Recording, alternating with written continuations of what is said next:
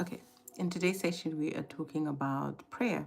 I feel like it's the most undermined Christian practice.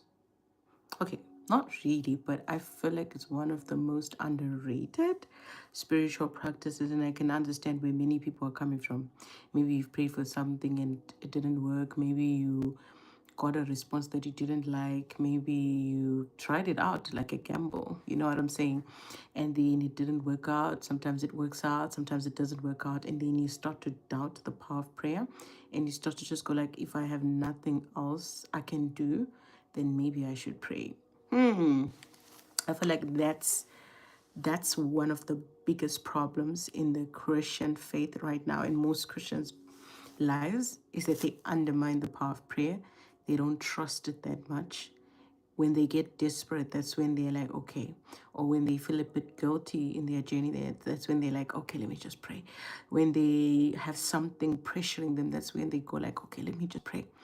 But prayer is so powerful. If Jesus prayed, if Jesus himself prayed, if Paul continuously requested for prayers, if David communicated with God, Abraham communicated, it should tell you that there's something. If the Israelites could cry to God and he responds, it should tell you that there's something about prayer. Something about prayer that's very important. Guys, when the disciples, I'm not going to say that every time prayer should work in the favor of the person that is praying, but what I do know is that praying with understanding leads you towards God's will, which might sometimes look a bit different from your will, but anything that leads you to God's will eventually show that it's way better than your will. So in that regard, I want to share a story when the disciples failed to pray. That is in Matthew 17. The disciples failed not to pray, but to cast out a demon as they prayed. And they didn't doubt the power of prayer when that happened. Instead, they doubted their understanding. So, this is what I have to say. In situations where you pray for something and you feel like this is definitely the Lord's will, but it doesn't happen, then I suggest this.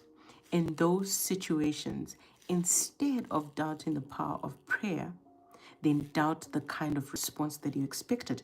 Look for another response. Doubting the power of prayer is wasting time because that is a very powerful spiritual activity. And I feel like it's so underrated because many people don't trust that God listens to prayers. You know, many people wait until they're desperate, wait until they're stuck. And then they're like, okay, fine, there's prayer. That's the other resort. But prayer can be so, so powerful that if a believer is devoted to always communicating with God, they